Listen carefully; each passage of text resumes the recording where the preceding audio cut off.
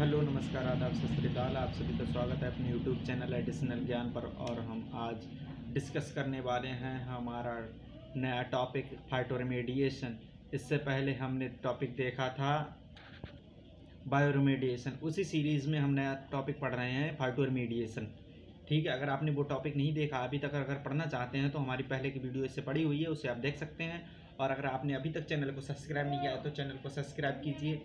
और अगर वीडियो अच्छी लगी तो लाइक कीजिए, शेयर कीजिए, कमेंट कीजिए। और आपका टाइम ना वेस्ट करते हुए हम सीधे वीडियो पर आते हैं। चलिए बढ़ते हैं वीडियो की तरफ। इसमें हम देखेंगे फाइटोरेमेडिएशन के बारे में अच्छे से, गहन से, इसके लाभ क्या, हानियाँ क्या हैं। तो सबसे पहले हम देखते हैं कि फाइटोरेमेडिएशन होती क्या है, इसकी डिफिनीशंस वगैरह सब कुछ देखेंगे। तो फाइटोरेमेडिएशन के बारे में देखते हैं। पहले तो फाइटोरेमेडिएशन हरे पौधों के प्रत्यक्ष उपयोग द्वारा मृदा, गाद या तलछट, सतही और भूजल इत्यादि से प्रदूषकों के उपचार अथवा रोकथाम की एक स्वच्छता तकनीक है। फाइटोरेमेडिएशन क्या है? एक उपचार और रोकथाम की एक स्वच्छता तकनीक है, जो कि किसके द्वारा? हरे पौधे द्वारा की जाती है।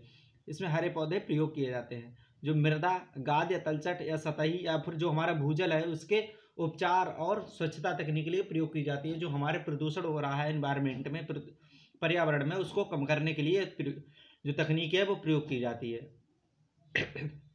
अब हम देखते हैं इसकी इंग्लिश में क्या है। तो phytoremediation uses the plants to clean up contaminated soil and ground water, taking advantages of the plants natural abilities to take up. Phytoremediation क्या करती है? प्लांट्स को प्रयोग करती है किस लिए? जो कंटामिनेटेड हमारी प्रदूषित सॉइल है या ग्राउंड वाटर है उसको साफ करने के लिए। किसका प्रयोग करके? एडवांटेज, किसका लाभ लेकर? जो हमारे प्लांट्स हैं उनकी जो प्राकृतिक उनकी एबिलिटीज या क्षमता है उसको प्रयोग करके। एक्यूमुलेट एंड और degrade the constituent of their soil and water environments. जो हमारे वाटर है या मृदा है, सॉइल है, उसके अंदर के जो कॉन्स्टिट्यूएंट है उनको डिग्रेड करके प्लांट्स हमारी हेल्प करते हैं। तेज गति से विकास और औद्योगिक प्रदूषण की समस्या के लिए मुख्य जिम्मेदार कारक हैं। जो हमारी जो प्रदूषण है उसके मुख्य जिम्मेदार कारक कौन कौन से? दो मुख्य कारक, एक तो डेवलपमेंट और दूसरा इंडस्ट्रीज। तेज गति से जो विकास हो रहा है वो भी एक प्रदूषण का कारक ही है कहीं ना कहीं, क्योंकि हम प्रदूषण कर विकास के लिए यही देखते ही नहीं कि मतलब कहाँ प्रदूषण हो रहा है। जो हमारी इंडस्ट्रीज है उनसे भी काफ़ी मात्रा में प्रदूषण हो रहा है, हमारी हवा प्रदूषित हो रही है, जल प्रदूषित हो रहा है। तो ये मुख्य जिम्मेदार कारक हैं। विभिन्न प्रदूषकों में भारी धातुओं के प्रदूषण बहुत गंभीर हैं, क्योंकि ये बहुत कम सांद्रता में भी विषाक्त हैं। जो विभिन्न प्रकार के प्रदूषक हैं, पोल्यूटेंट्स हैं, उनमें सबसे ज़्यादा नुकसानदेह कौन सी है? भारी गंभीर समस्या कौन सी है? सबसे ज़्यादा होती है हमारी जो भारी धातुएं हैं, उनसे जो प्रदूषण होता है वो सबसे ज़्यादा खतरनाक है। चलिए थोड़ा और देखते हैं इसके फाइटोरेमेडिएशन के बारे में जानकारी। फाइटोरेमेडिएशन एक व्यापक शब्द है जिसका प्रयोग वर्ष 1991 से किया जा रहा है। प्रदूषित मिट्टी, भूजल और अन्य दूषित मीडिया में प्रदूषकों यानी पोल्यूटेंट्स हैं की मात्रा, गतिशीलता और विषाक्तता को कम करने के लिए पौधों का उपयोग फाइटोरेमेडिएशन कहलाता है। किसके लिए? जो हमारे प्रदूषक है, पोल्यूटेंट्स हैं, उनकी गतिशीलता, मात्रा और विषाक्तता को कम करने के लिए जो हम पौधों का प्रयोग करते हैं, इस पूरी प्रोसेस को क्या कहते हैं? फाइटोरेमेडिएशन कहते हैं।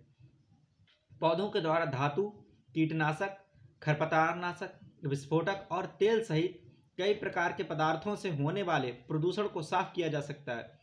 फाइटोरेमेडिएशन एक गैर विनाशकारी और लागत प्रभावी स्वस्थानी तकनीक है जिसका प्रयोग प्रदूषित खेतों की सफाई के लिए किया जा सकता है। पौधे क्या करते हैं? जो हमारे कीटनाशक है, खरपतवारनाशक है, विस्फोटक है, तेल है, इन कई प्रकार के जो प्रदूषण हो रहे हैं इन पदार्थों से, उसको साफ करने में मदद करते हैं। कैसी? एक गैर विनाशकारी तकनीकी है, लागत प्रभावी है। मतलब हम लागत लगाएंगे तो उसके हमें लाभ कहीं ना कहीं जरूर मिलेगा। ठीक है, जिसका प्रयोग दूषित खेतों की सफाई में जरूर इसका उपयोग हो रहा है, क्योंकि हम खेतों में क्या यूज़ करते हैं? कीटनाशक यूज़ करते हैं, यानी पेस्टिसाइड यूज़ करते हैं। खरपतवारनाशक यानी कि वीडिसाइड्स यूज़ करते हैं, हर्बिसाइड्स यूज़ करते हैं। तो उसका क्या करते हैं? उससे प्रदूषण होता है, हमारी सॉइल है वो प्रदूषित हो जाती है, पोल्यूटेड हो जाती है। उसको क्या करने के, रिमूव करने के, निकालने के लिए हम इसका फाइटोरेमेडिएशन प्रोसेस का प्रयोग कर सकते हैं। ठीक है। जलवायु परिवर्तन के कारण उष्णकटिबंधीय क्षेत्रों में तकनीकी संभावना अधिक है, जो पौधे के विकास में सहायक और जीवाणुओं की गतिविधियों की उत्तेजित करती है। जो हमारा उष्णकटिबंधीय क्षेत्र है, जो गर्म क्षेत्र है, उनमें ये तकनीकी अच्छे से प्रयोग में लाई जा सकती है, क्योंकि पौधों के विकास के लिए हमें क्या चाहिए, वहाँ पे गर्मी चाहिए पौधों के विकास के लिए। उससे क्या होगा, फोटोसिंथेसिस अच्छी होगी, फोटोसिंथेसिस होगी, फूड अच्छा बनेगा, फूड अच्छा बनेगा तो हमारा प्लांट्स क्या करेगा, ग्रोथ अच्छी करेगा। अब ग्रोथ अच्छी करेगा तो काम भी अच्छा करेगा, क्योंकि एक स्वस्थ प्लांट है। और जीवाणुओं की गतिविधियों के लिए भी क्या चाहिए, थोड़ी गर्मी चाहिए। जो लो टेम्परेचर होते हैं उनसे जीवाणु हमारे काम नहीं करते हैं सही से।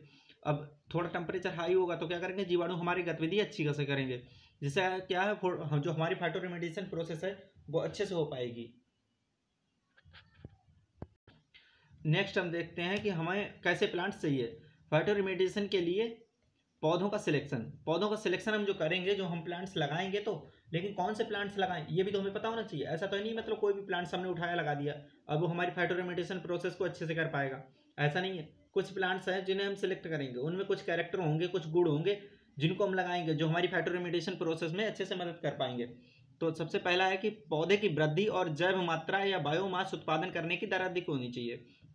जो हमारा प्लांट्स है जो हमें चाहिए, उसकी वृद्धि और बायोमास उत्पादन करने की क्षमता कैसी हो, दर अधिक होनी चाहिए। मतलब वो अच्छे से ग्रोथ कर सकता हो, मतलब बहुत जल्दी ग्रोथ करने वाला हो, बायोमास अच्छा उत्पादन करने वाला हो, ऐसा प्लांट्स में चाहिए। पौधे द्वारा प्रदूषकों को जमा करने की और उनके प्रति प्रतिरोध क्षमता अधिक हो। हमें कैसा प्लांट चाहिए, जो पौधा हमें चाहिए उसके प्रदूषकों को जमा करने की, जो हमारे पॉल्यूटेंट्स हैं उनको जमा करने की क्षमता अधिक होनी चाहिए। और फिर उसके साथ साथ क्या होनी चाहिए, प्रतिरोध क्षमता भी उसके पास होनी चाहिए। प्रतिरोध क्षमता नहीं होगी तो क्या होगा, हमारे प्लांट्स डेड हो सकता है, मर सकता है, क्योंकि ज़्यादा पोल्यूटेंट्स की उसमें मात्रा हो जाएगी तो प्लांट्स उतना सहन नहीं कर पाएगा, तो क्या होगा, हमारे प्लांट्स डैमेज हो सकता है, डेड हो सकता है। तो उसके अंदर प्रतिरोध क्षमता भी होनी चाहिए। तीसरा है पौधों की जड़ क्षेत्र की गहराई अधिक होनी चाहिए। जो हमारे प्लांट्स लगा रहे हैं उसकी जड़ी कैसी होनी चाहिए, गहराई तक जाने वाली होनी चाहिए, जिससे कि वो हमारे ग्राउंड वाटर ले सके और प्लांट्स को जल्दी कोई क्षति ना पहुंच सके। पौधों द्वारा भूजल को वाष्पोत्सर्जन करने की क्षमता अधिक होनी चाहिए। जो प्लांट्स हम ले रहे हैं, ठीक है, तो वो क्या कैसा होना चाहिए, भूजल को प्रयोग करके वाष्पोत्सर्जन अच्छे से कर सकता हो। मतलब कि हमारे जो ग्राउंड वाटर उसको लेके एवापोरेशन की प्रोसेस अच्छे से होनी चाहिए, ऐसा प्लांट्स होना चाहिए। पौधे प्रदूषित जगहों से प्रदूषकों को कम संग्रहित या वाष्पोत्सर्जन करने वाले होने के साथ साथ अलग अलग स्थिति में तेजी से बढ़ने में सक्षम होने चाहिए। प्लांट्स कैसे होने चाहिए, जो प्रदूषित जगहों से प्रदूषकों को कम संग्रहित और वाष्पोत्सर्जन करने वाले होने चाहिए। यानी जो प्लांट्स हमारे ले रहे हैं वो कैसे होने चाहिए, जो पोल्यूटेंट्स हैं उनको इकट्ठा करने वाले होने चाहिए और फिर उन्हें क्या करें, एवोपोरेशन के द्वारा रिमूव भी करने होने चाहिए। इसके साथ साथ कैसे होना चाहिए, तेजी से बढ़ने में सक्षम होने चाहिए अलग अलग स्थिति में। मतलब ऐसा कि नहीं कि मतलब कोई कंडीशन ऐसी आ गई कि प्लांट्स गर्मियों में लगाया हमने, अब सर्दियाँ आ गई तो प्लांट्स क्या हुआ, हमारा प्लांट्स खुद ही डेड हो गया, ऐसा प्लांट्स भी नहीं होना चाहिए। प्लांट्स कैसा होना चाहिए कि जो हमारा हर स्थिति में क्या कर पाए, अपने आप को सर्वाइव कर पाए। तो इसके कुछ उदाहरण हैं, जैसे सूरजमुखी हम लगा सकते हैं, ठीक है, सरसों हो गई, तंबाकू हो गई, राई हो गई, पालक हो गई, इसे सब जानते ही हैं, खाते हैं। सरसों भी सब जानते हैं। चिनार के पेड़ और अर्बुडोप्सिस, इस प्रकार के जो कुछ प्लांट्स हैं जिन्हें हम लगा सकते हैं फाइटोरेमेडिएशन प्रोसेस के लिए अपने खेत में या अपने आस पड़ोस में, जो क्या करेंगे, पोल्यूशन को कम करेंगे, पोल्यूटेंट्स की मात्रा कम करेंगे हमारे एनवायरनमेंट से। ठीक है, ध्यान से देखते रहिए वीडियो, क्योंकि ये कई एग्जाम्स में कई बार इससे कई क्वेश्चन आ चुके हैं। 1 नंबर का भी इससे क्वेश्चन बन सकता है और लॉन्ग क्वेश्चन भी इससे हो सकता है। ठीक है, तो आगे हम डिस्कस कर रहे हैं कि मतलब हमारा जो प्लांट्स है वो ले रहे हैं तो वो किस तरीके से काम करता है। पादप ऊतकों के प्रदूषकों का उपापचय क्रियाओं के द्वारा जटिल कार्बनिक अणुओं से सरल अणुओं में अपघटन फाइटोरेमेडिएशन की निम्न प्रक्रियाओं द्वारा होता है। फाइटोरेमेडिएशन की वो निम्न प्रक्रियाएं हैं जिनसे क्या करता है, प्रदूषकों का उपापचय होता है। ठीक है, जटिल कार्बनिक अणुओं से सरल अणुओं में टूटता है। कैसे, सबसे पहली प्रोसेस है हमारी पादप निष्कासन, यानी कि फाइटो एक्सट्रैक्शन। ठीक है, इंग्लिश में वो बोलते हैं इसे फाइटो एक्सट्रैक्शन। तो कई बार ये हिंदी में ना लिख के ऐसे भी लिखा होता है फाइटो एक्सट्रैक्शन, इसे भी आप ध्यान दीजिए, नोट कर लीजिए कहीं पे। ठीक है, और आगे देखिए इसकी डेफिनेशन क्या है, मतलब कैसे हम इसे डिफाइन करेंगे। अगर ये हमारा एक शब्द आ गया, इसके कई बार आ जाता है 2 नंबर का इस तरीके से, ठीक है, या फिर कोई एक छोटी सी लाइन दी हुई है उसमें हमें 1 नंबर का पूछ लिया कि मतलब ये कौन सी प्रोसेस है, तो कौन सी है, फाइटो एक्सट्रैक्शन। इसके बारे में देख रहे हैं। यह मिट्टी से प्रदूषकों को हटाने की प्रक्रिया है। कैसी प्रक्रिया है? प्रदूषकों को यानी कि पोल्यूटेंट्स को मिट्टी से हटाने की प्रक्रिया है, जिसे पादप संचयन संग्रहण भी कहा जाता है, जिसमें पौधे की जड़ों द्वारा मिट्टी से धातुओं के प्रदूषक पदार्थों का अवशोषण करने के बाद जमीन से ऊपरी भागों में स्थानांतरण कर देते हैं, जिससे फसल एवं पादप बायोमास की कटाई के बाद अंतिम निराकरण हो जाता है। अब इसमें क्या है, इतना पूरा पढ़ने के बाद क्या समझ आता है, यानी कि जो ऐसे प्लांट्स हैं जो हम लगाते हैं, जो मिट्टी से हमारे धातुओं के जो प्रदूषक हैं यानी पोल्यूटेंट्स हैं, उनको क्या करते हैं? अवशोषण कर लेते हैं। ठीक है, उनको क्या कर लेते हैं? अवशोषण कर लेते हैं, संग्रहण कर लेते हैं। उसके बाद क्या करते हैं, जो आखिरी जो हमारी कटाई होती है, जो हमारी फसल तैयार होने के बाद कटाई हो जाती है, तब क्या होता है, इससे जो हमारे पोल्यूटेंट्स हैं वो रिमूव हो जाते हैं ज़मीन से। ठीक है, ज़मीन के ऊपरी भागों में स्थानांतरण कर देते हैं, और जब हम उनकी कटाई करते हैं तो वो निकल जाते हैं। जैसे कि एग्जाम्पल हो गया इसका, जैसे कि सीसा, कैडमियम, तांबा, निकिल आदि प्रदूषक पदार्थों को पादप निष्कासन द्वारा अस्थायी रूप से मिट्टी से निकाल दिया जाता है। इस प्रक्रिया के द्वारा किसे, कैडमियम है, सीसा हो गया, तांबा हो गया, निकिल हो गई, इन सबको हम क्या करते हैं? अस्थायी रूप से मिट्टी से निकाल देते हैं। एग्जाम्पल जैसे कौन कौन से हम पेड़ यूज कर सकते हैं, इसके लिए कौन कौन से पौधे यूज कर सकते हैं? ठीक है, सूरजमुखी हो गई, इसको हम यूज कर सकते हैं। सरसों हो गई, इसका भी हम प्रयोग कर सकते हैं जी। किसके अंदर आते हैं? फाइटो एक्सट्रैक्शन के अंदर इसके एग्जाम्पल आते हैं। कई बार इसके एग्जाम्पल्स भी पूछ लेते हैं, तो आप इसे भी ध्यान दीजिए, इसे भी याद करके रखिए। नेक्स्ट हो गया, नेक्स्ट है हमारा मूल निस्पंदन। ठीक है, मूल निस्पंदन क्या होता है? इसे हम इंग्लिश में कहते हैं राइजोफिल्ट्रेशन। ठीक है, अब इंग्लिश वर्ड को भी आप ध्यान दीजिए, कई बार हिंदी ना लिख के इंग्लिश ही लिखी होती है, या इंग्लिश ना लिख के हिंदी लिखी होती है, दोनों वर्ड्स आपको पता होने चाहिए। ठीक है, मूल निस्पंदन जड़ के क्षेत्र के आसपास सतही और अपशिष्ट जल से पौधों की जड़ों द्वारा उचित एवं जोड़ों पर अवक्षेपण प्रदूषित को हटाने की क्रिया के लिए उपयुक्त पौधा तेजी से विषाक्त धातुओं को विलयन में से निष्कासता है।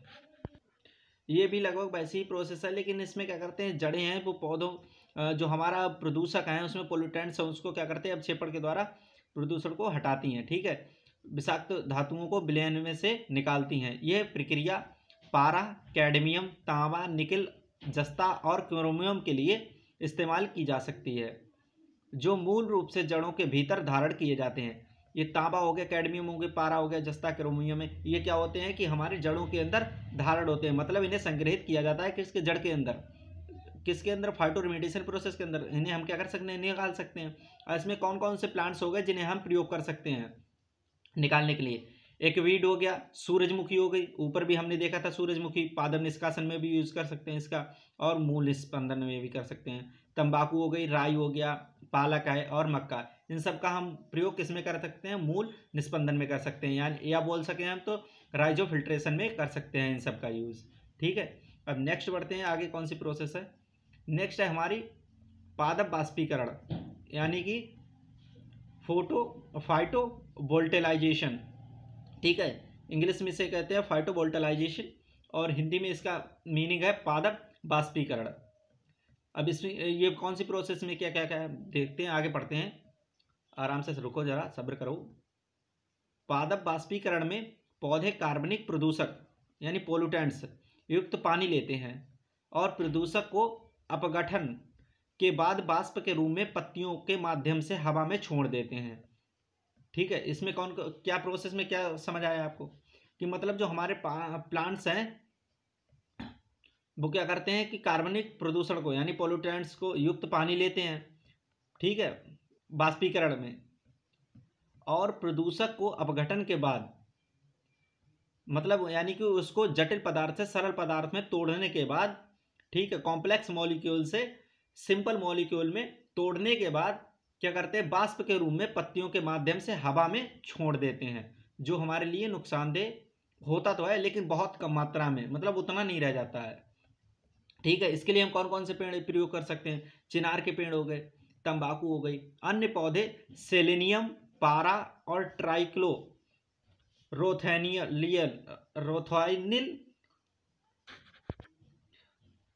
पारा एवं ट्राइक्लोरोथाइलिन के निष्पादन के लिए इस्तेमाल किए जा सकते हैं। ठीक है, और नेक्स्ट है पादप स्थिरीकरण, यानी कि फाइटो स्टेबलाइजेशन। पादप स्थिरीकरण को क्या कहते हैं? फाइटो स्टेबलाइजेशन भी कहते हैं। इसमें क्या होता है? जड़ों द्वारा अवशोषण या संचयन के माध्यम से मिट्टी और पानी में प्रदूषक को स्थिर करने के लिए कुछ पौधों की प्रजातियों का उपयोग किया जा सकता है। ठीक है, अवशोषण या संचयन के माध्यम से मिट्टी और पानी में जो हमारे प्रदूषक हैं उनको स्थिर करने के लिए कुछ पौधों की प्रजातियां उपयोग की जाती हैं। ये किसके लिए? ये सीसा के साथ साथ आर्सेनिक, कैडमियम, तांबा और जस्ते के उपचार के लिए प्रयोग होती है।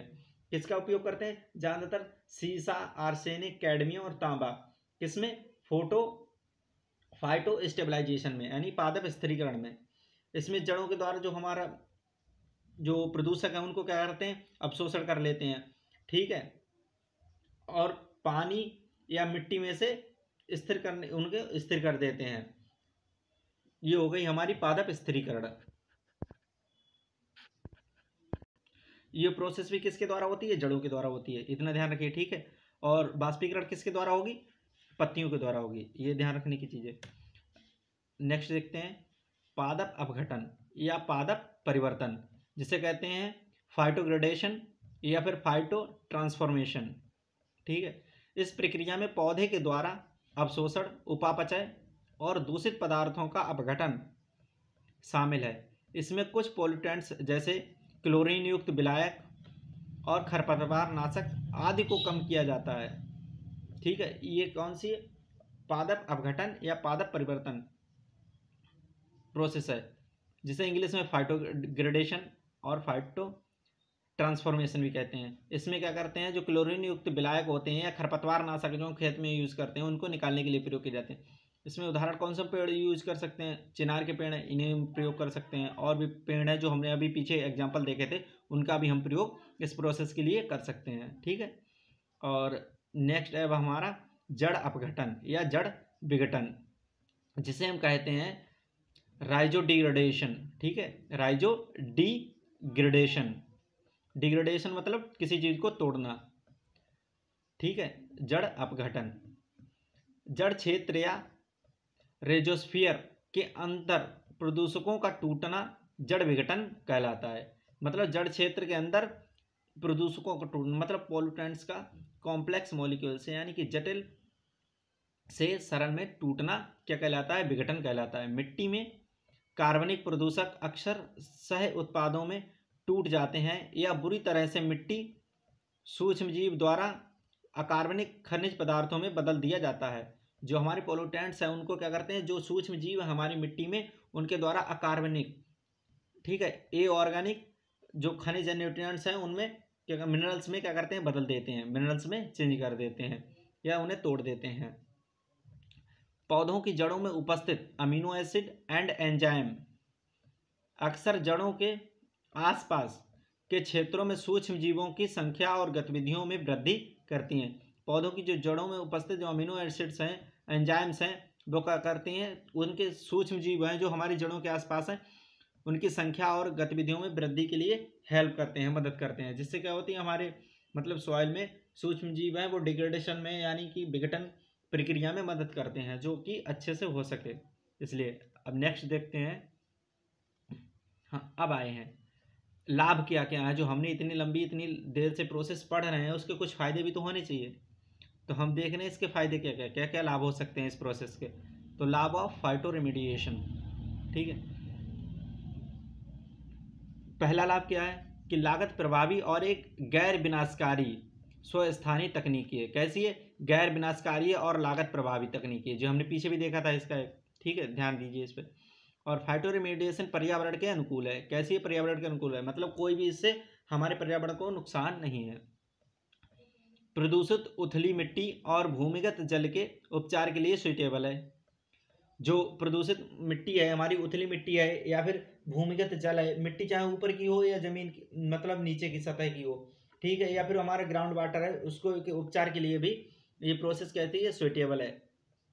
मिट्टी की उर्वरता और संरचना पर विनाशकारी प्रभाव नहीं होता है। जो हमारी मिट्टी की उर्वरता है, फर्टिलिटी है या उसकी संरचना है, उस पर इसका कोई विनाशकारी प्रभाव नहीं होता है।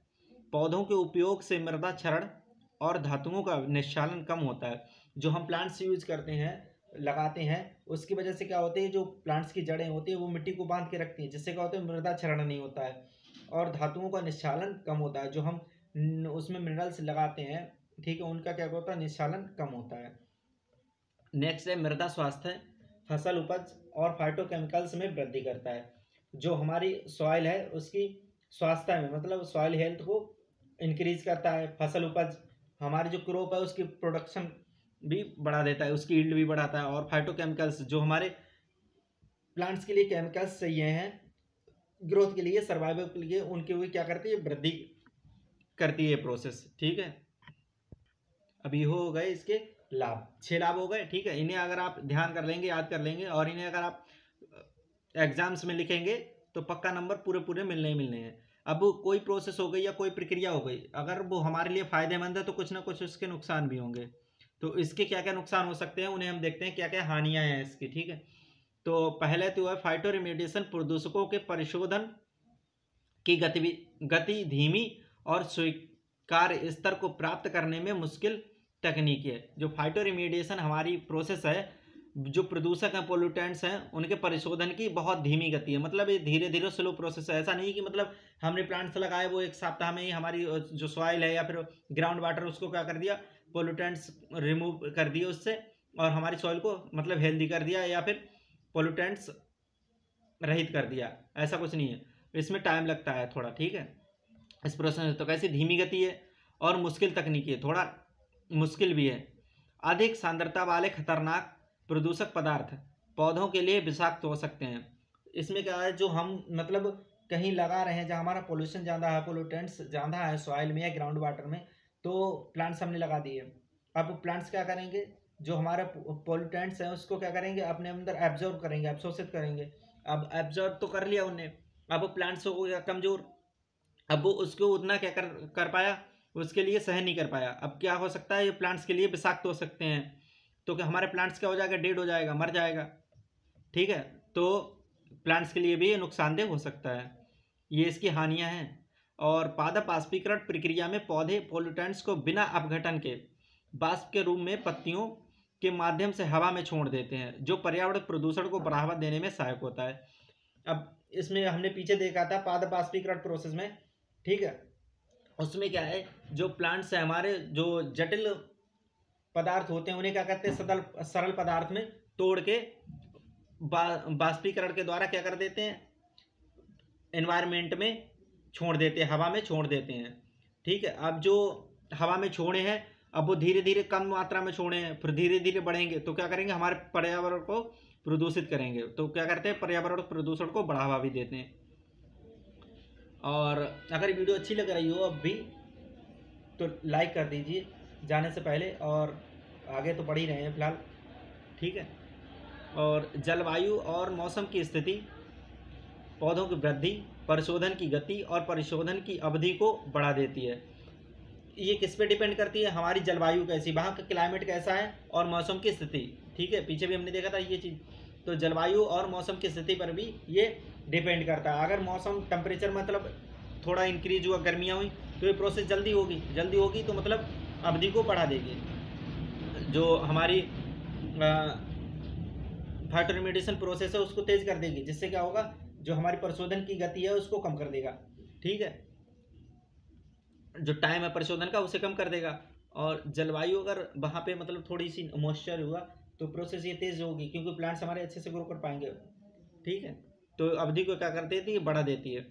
और ये एक लंबी अवधि की स्वस्थानी तकनीक। एक इसकी हानि ये भी है कि ये लंबी अवधि की, मतलब इसमें काफ़ी टाइम लग जाता है, 1 महीना से लेके 1 साल 2 साल ऐसा भी लग सकता है। वो तो डिपेंड करता है कि मतलब एरिया कैसा है और वहाँ पर क्लाइमेट कैसा है, इसके ऊपर भी डिपेंड करता है। तो ये एक लंबी अवधि की स्वस्थानी तकनीक है। ये सब इसकी हानियाँ हो गई। हमने लाभ पढ़े, इसमें प्रोसेस क्या थी ये सब पढ़ा, और इतना सब पढ़ने में, पढ़ाने में, बनाने में बहुत टाइम लगा। तो ठीक है, तो अगर वीडियो अच्छी लगी हो तो लाइक कीजिए। चलिए नेक्स्ट पढ़ते हैं, और यहीं पे हमारी वीडियो ख़त्म होती है, समाप्त होती है। तो अगर अच्छी लगी हो तो चैनल को सब्सक्राइब कीजिए और अपने फ्रेंड्स के साथ शेयर कीजिए, और वीडियो को लाइक करके जाइए और शेयर ज़रूर कीजिए। ठीक है, धन्यवाद।